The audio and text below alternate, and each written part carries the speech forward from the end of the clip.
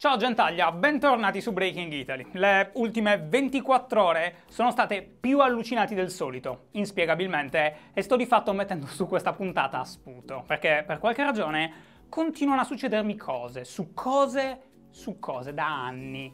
Non ne posso più, è da uomo logico e razionale. Quali sono?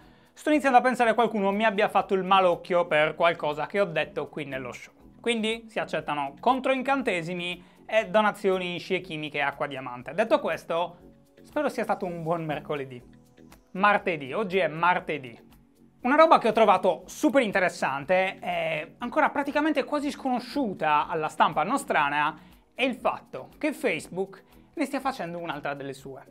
Tendenzialmente Facebook funziona così e lo sappiamo tutti. Qualcuno sta facendo una cosa, benissimo, lo facciamo anche noi, identico, ma di colore blu e facendoci forza del fatto che tutti quanti gli esseri umani presenti nel pianeta sono già sulla nostra piattaforma e nessuno abbia voglia di sbattersi e imparare qualcosa di nuovo o scaricare una nuova app. Mai. A meno che non si tratti di trombare. E si tratta di trombare in questo caso. Con i vostri amici di Facebook. Però. Tinder, avete presente? No? Ne parliamo continuamente. Gne, non uso app di dating, non mi piacciono, sono da sfigati, dicevano tutti ieri. Uè, i millennials dopo l'industria delle auto e quella edile hanno ucciso il primo appuntamento. Dicono tutti oggi invece, quando è diventato palese che l'app abbia molto successo tra i single e i meno single del pianeta, perché permette di incontrare delle persone facilmente e sapere più o meno chi si stia incontrando guardando le foto. Può sembrare una cosa scontata, ma vi assicuro che 20 anni fa tutti quanti stavano comunque cercando l'amore sul web, ma allo stesso tempo tutti quanti dicevano di non avere le webcam e postavano l'unica foto di sé super sfocata, scattata 33 anni prima, a un'amica e vi davano quella sperando poi di persona non ve ne sareste accorti. Facebook si prende pure Tinder. Quindi, in un alpha test limitato ad alcune zone dell'Australia e del Canada, il social network più buongiornista del mondo sta di fatto testando un sistema che non è simile a Tinder. È proprio copiato pari pari, quindi ti fa vedere delle persone, non è chiaro se soltanto nel tuo cerchio di amici, oppure tra gli amici degli amici, o addirittura tra gli sconosciuti, probabilmente è una cosa che ogni singolo utente può decidere. E nel caso entrambe le persone mostrino un interesse reciproco nell'incontrarsi, invia una notifica. Differentemente, se solo una delle due persone è interessata, mentre l'altra vede il vostro profilo e alla domanda «Vorresti incontrarla?» risponde allora, in quel caso, nessuno sa niente, in modo da evitare la nascita di pagine tipo friendzonato su Facebook, Tinder o robe simili. L'idea, peraltro, è copiata da una vecchia applicazione per Facebook, che però non aveva utilizzato nessuno e che si chiamava Bang with Friends, che dopo un po' i buoni sgherri del buon Zuckerberg avevano disattivato, per poi copiare. Ora, non so se questa possa essere una cosa positiva o negativa, immagino dipenda a seconda di come la si guarda. E in tanti fanno notare che magari incontrarsi potrebbe assumere l'aspetto di esci ogni tanto con i tuoi amici virtuali e non necessariamente quello di Netflix and chill. Dipende dagli usi che la gente fa delle cose. Ogni volta che saltano fuori robe di questo tipo, però, non posso fare a meno di arricciare almeno un po' il naso, per un'altra ragione, più profonda, dove la gente vada a cercare la sua anima gemella. Sempre di più, internet sta infatti diventando Facebook. L'ho già detta questa cosa, ma continuo a ripeterla. Ogni cosa passa per Facebook. Se vuoi promuovere delle cose devi andare su Facebook. Il luogo migliore per far circolare le notizie è sempre Facebook. Le comunicazioni avvengono sul Messenger di Facebook. Vuoi vedere video? Vai su Facebook. Vuoi leggere opinioni? C'è sempre Facebook. Addirittura ormai è prassi che le app, Tinder stessa, utilizzino gli account di Facebook per verificare i propri, in modo che la gente non crei profili anonimi per trollare o qualsiasi altra cosa. Internet uguale Facebook, che non è malissimo, finché però non ci si accorge che è un'azienda privata a decidere se vedete qualcosa, come vedete qualcosa e quanto spesso vediate quella cosa. E questa è una delle ragioni del peggioramento della stampa, tra le altre, perché è sempre un inseguire un algoritmo, un cercare il titolo che genererà più click, più like e più discussione degli altri, perché è quello il modello, più cose meglio. Andare su internet, quindi, significa andare su Facebook, non per tutti, ma per tanti, compresi probabilmente i vostri genitori e quella zia che scrive sempre cose razziste. Comunque questo è. Se il test funzionerà, potrebbe essere che la gente in futuro, ancora più di adesso, decida di utilizzare Facebook per i propri incontri romantici. Non lo so, a me sembra un po' strano, perché poi è Facebook. Voi lo fareste?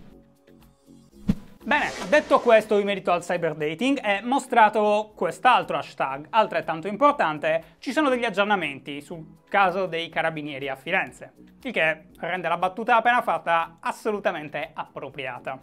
In realtà di questo caso non pensavo ne avrei più parlato, non me ne sarei più occupato, perché la discussione è ancora molto attiva nei commenti allo scorso video, quello di ieri, nel quale ne abbiamo parlato approfonditamente, e il mio interesse è discutere dei concetti più che dei fatti.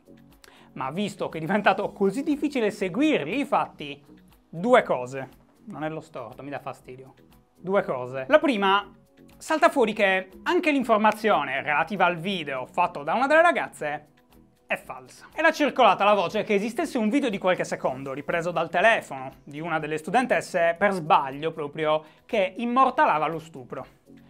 Beh, non è vero, o meglio, è vero che questo video esista, ma a quanto pare, visto che la notizia l'ha lanciata per prima il quotidiano La Nazione, è un video che non c'entra nulla, forse è girato in discoteca e, secondo il procuratore capo di Firenze, completamente non pertinente alle indagini. Quindi, guida all'indignazione per chi ha i sentimenti facilmente solleticabili. Non è che lo hanno inventato le ragazze per giustificarsi che c'era sto video, anche perché non avrebbe senso. Lo ha detto proprio un pezzo di giornalismo italiano, a noi, il quale compito è quello di informarci e che in questa storia sta mostrando, non tutto, ma un pezzo delle sue debolezze.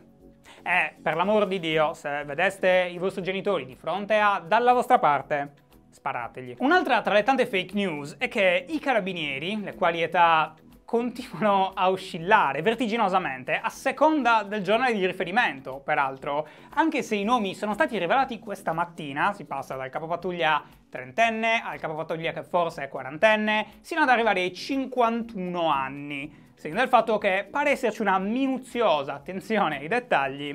I carabinieri, dicevo, sarebbero indagati per altri stupri commessi. Frase attribuita sempre al solito procuratore capo di Firenze, che ha smentito di aver mai detto una cosa del genere e anzi ha chiarito essere l'ennesima fabbricazione mediatica. Di nuovo, io faccio di tutto per difendere il giornalismo quando viene attaccato, magari dalla politica, o si generalizza sull'intera categoria, o si chiamano i giornalisti giornalai nelle canzonette di fine estate. Non soltanto perché il mio lavoro è legato a loro e devo fare i big money, che sto con le pezze al culo e Soros ha smesso di pagarmi da quando ho scoperto che sono devoto al satanotto, ma perché operare delle distinzioni è sempre importante e c'è tanto buon giornalismo. Però dai raga, poi ci lamentiamo del fatto che nessuno vi crede più. Farsi un'idea in merito a questa cosa è super difficile in questo momento. I gossip da corridoio alle elementari erano più attendibili. E parliamo di cose come quel bambino ha picchiato un altro bambino sinché non gli ha sbriciolato completamente la spina dorsale.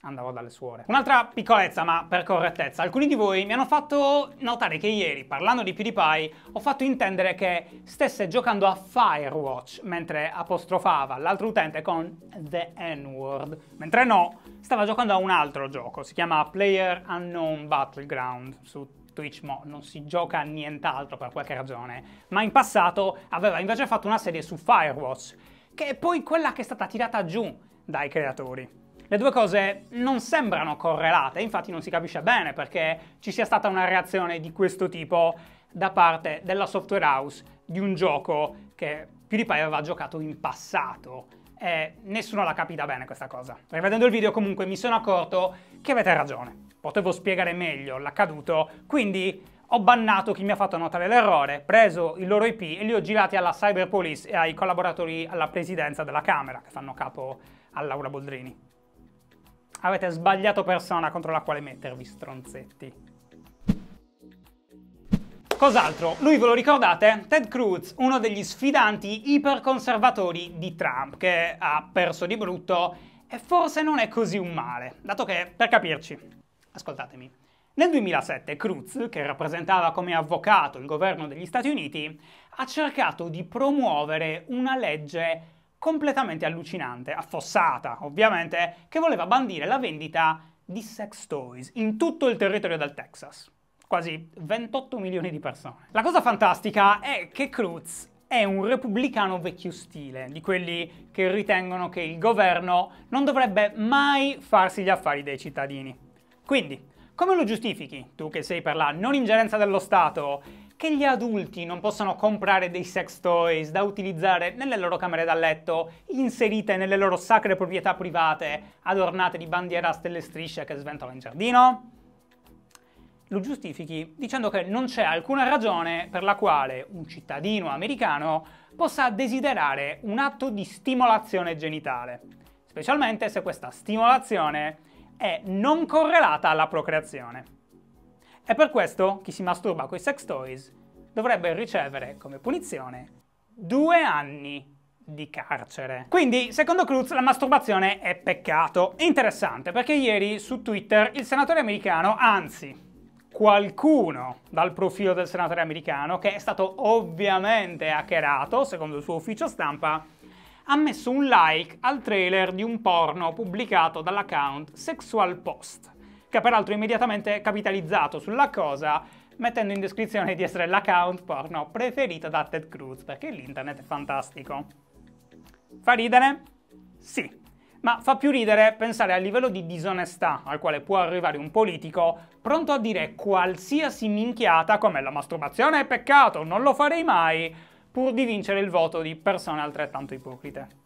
E poi vorrei vedere voi a cliccare per sbaglio un like su Twitter con l'unica mano libera. È la ragione per la quale io metto dei cuoricini alle cose che mi scrivete sul social. Nel mio caso non ci sono altre spiegazioni. Prima di spostarci ancora più in lì, con gli esteri, però, facciamo un attimo di self-promotion in casa. 2 cose velocissime. La prima è no.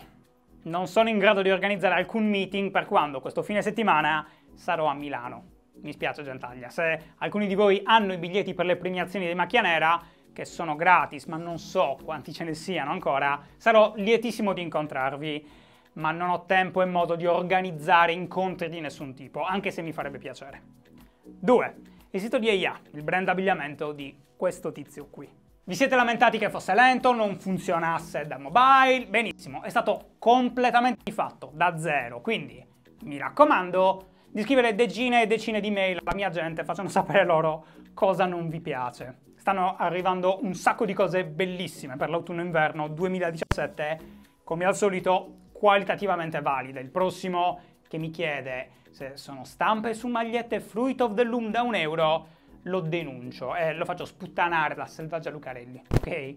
Ah, e stiamo scontando tutte le magliette vecchie e nuove, come questa, e adesso la spedizione è gratis se si superano i €50.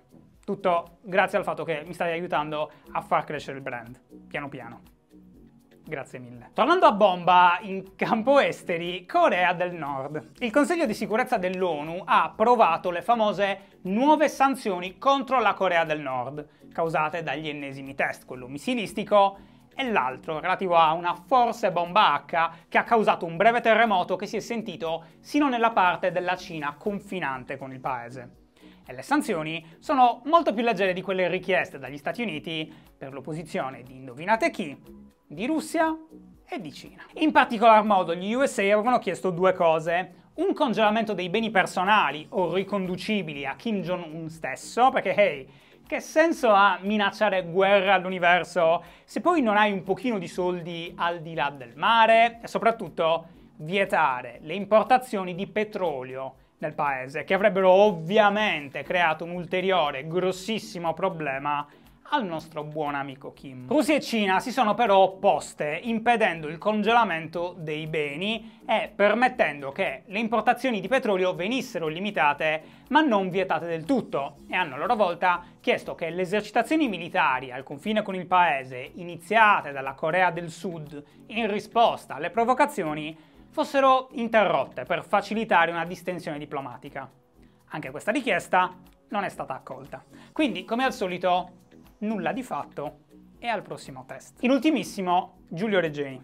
Ne abbiamo parlato un sacco, è stato velocissimo, perché è palese che sia un argomento che non interessa troppo agli italiani, non se ne parla così tanto sulla stampa, per qualsivoglia ragione. Probabilmente perché non parliamo di Due Marò, ma di un ricercatore universitario di sinistra, quindi che un po' se l'è andata a cercare, un po' hai visto come andava vestito e via così.